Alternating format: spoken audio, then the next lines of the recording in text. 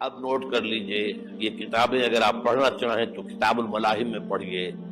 بدترین عذاب عربوں پر آیا کھڑا ہے، سروں پر تنا ہوا ہے، بدترین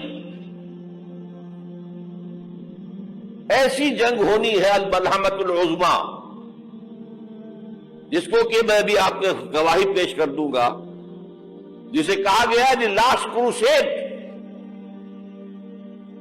بش نے بھی کروسیڈ کا لفظ بول دیا تھا، پھر واپس لیا اس نے۔ نکل جاتی ہے جس کے منہ سے سچی بات مستی میں، فقیہ مصلحت بین سے اور ہندے بادہ خار اچھا، کروسیڈ کہہ کر پھر واپس لیا۔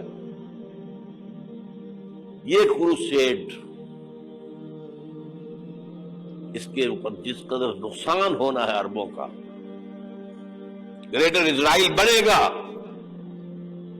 یہ عراق، شام، اردن، سعودی عرب کا کچھ شمالی علاقہ، ترکی کا جنوبی علاقہ، مصر کا صحرائے سینا، اور اس کے ساتھ ہی جو بہترین اس کا زرخیز ترین علاقہ ڈیلٹا آف نائل، یہ سب یہودیوں کے قبضے میں جائے گا۔ اس کو حدیث میں کہا گیا الملحمۃ العظمیٰ۔ عیسائی 80 علم لے کر اے مسلمانوں تم پر حملہ آور ہوں گے، اور ہر علم کے نیچے 12,000 فوج ہوگی، 9.5 لاکھ فوج۔ یہ نیٹو کی تیاری کس کے لیے ہو رہی ہے؟ جب یو ایس ایس آر کا خاتمہ ہوا تو پوچھا گیا تھا نیٹو چیف سے، اب کس لیے؟ تمہارا وہ دشمن تو ختم ہو گیا، اب ہمیں اسلامک فنڈامنٹلزم سے نمٹنا ہے۔ وہ جانتے ہیں خطرہ یہی ہے، اب اسلام ابھر سکتا ہے، مسلمانوں کے سینوں کے اندر وہ آگ ہے، اوپر خاکستر آ گیا ہے، تمہیں اٹھانا بیٹھ رہا، یہ اندر تو انگارہ ہے، اوپر سے راکھ ہے، اس سے دھوکہ نہ کھا جانا ان کے دلوں کے اندر۔ اور بش نے کہا تھا مسلمان چاہتے ہیں کہ ہسپانیہ سے لے کر انڈونیشیا تک نظام خلافت قائم کریں، اور میں حیران ہوا تھا کہ اس کمبخت کو ہسپانیہ کا خیال کیسے آ گیا؟ ہمیں تو کبھی آتا ہی نہیں، اب ہم تو بھول گئے، وہ تو 500 برس پرانی بات ہے جبکہ وہاں سے ہمیں نکال دیا گیا تھا۔ اگرچہ اقبال نے کہا تھا ہے ارض فلسطین پہ یہودی کا اگر حق، ہسپانیہ پر حق نہیں کیوں اہل عرب کا؟ ہسپانیہ میں تو 800 سال حکومت کی مسلمانوں نے، اور ابھی 500 برس ہی گزرے ہیں نا۔ یہودی تو ارض مقدس سے 2000 سال نکالے گئے، انہیں لا کے آباد کیا گیا، عربوں کے سینے میں خنجر پھونک دیا گیا۔ وہ چھوٹا سا ملک جو چاہتا کرتا، کوئی پوچھنے والا نہیں۔ امریکہ جیسے اپنے بیٹے کی حفاظت کرے ویسے کرتا اس کی۔ اور حضور نے فرمایا ہے وہ جنگ جب ہوگی تو ایک باپ کے اگر 100 بیٹے ہوں گے تو 99 ختم ہو جائیں گے، ایک بچے گا۔ یہ حدیث ہے، حدیث ہے صحیح۔ اور آپ نے فرمایا ویل للعرب من شر قد اقترب، عربوں کے لیے ہلاکت ہے، عربوں کے لیے بربادی ہے اس شر سے جو قریب آ چکی۔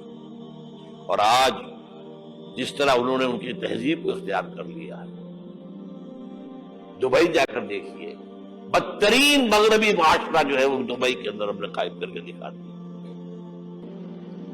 اب سعودی عرب اس راستے پر بڑھ رہا ہے۔ اور اس کے بعد نمبر 2 پر جو ہے ہم پاکستانی ہیں، لیکن میں اس کے وہ پہلی بات جو کہہ رہا ہوں وہ تو یقینی ہے، اس میں تو احادیث صحیحہ موجود ہے۔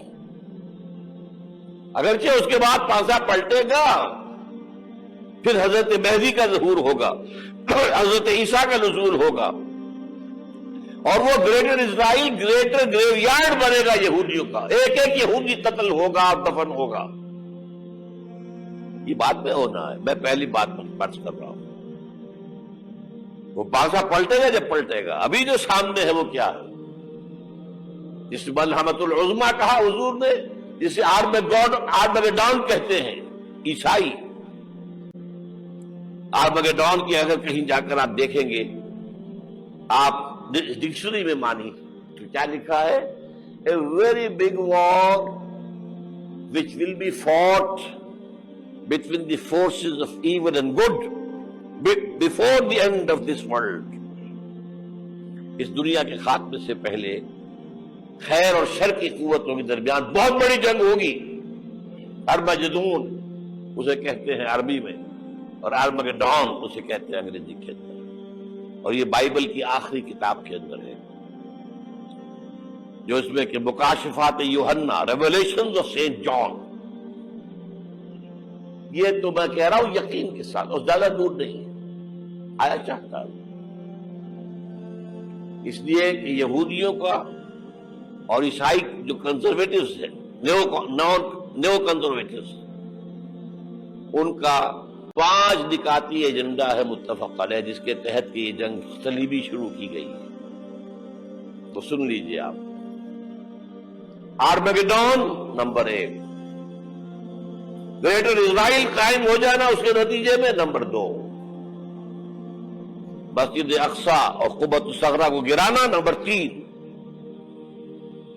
वहां थर्ड टेंपल, वो मस्जिद जो हजरत सुलेमान ने बनाई थी 1000 कब्ल मसीह में, फिर बर्बाद की थी नेबूकदनेस्सर ने, दोबारा बनाई गई, फिर दोबारा खत्म हुई 70 ईस्वी और तक गिरी पड़ी है। उनका खाना काबा गिरा हुआ है 70 ईस्वी से लेकर आज तक। एक दीवार है वेलिंग वॉल, जहां जाते हैं, रोते हैं, पीटते हैं, मातम करते हैं, वहां वो बनेगा थर्ड टेंपल।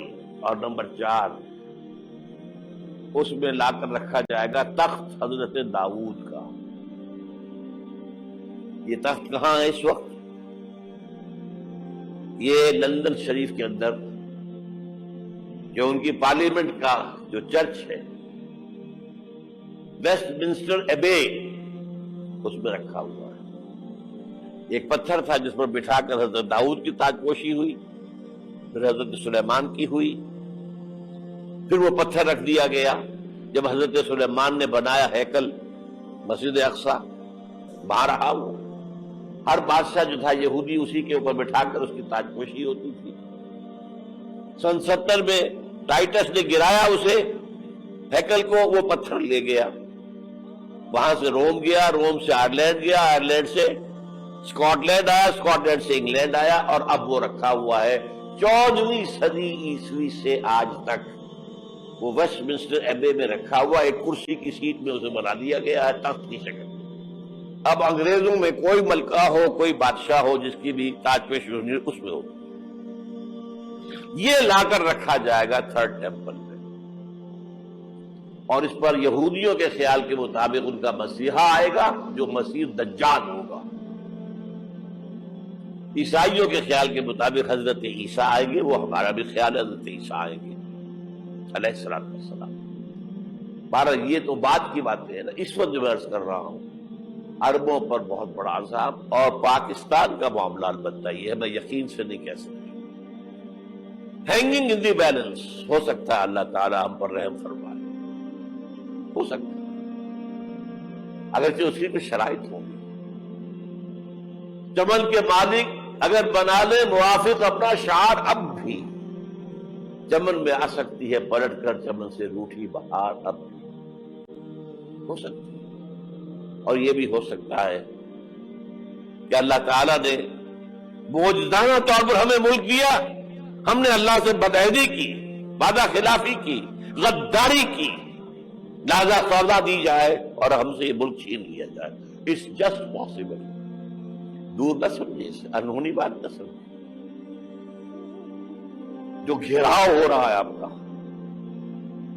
आपके मगरिब में नेटो फोर्सेस और मशरिक में भारतीय फोर्सेस गिद्धों की तरह बैठे हुए इंतजार कर रहे हैं। पाकिस्तान और डिस्टेबलाइज हो जाए, यहां और बदअमनी हो जाए।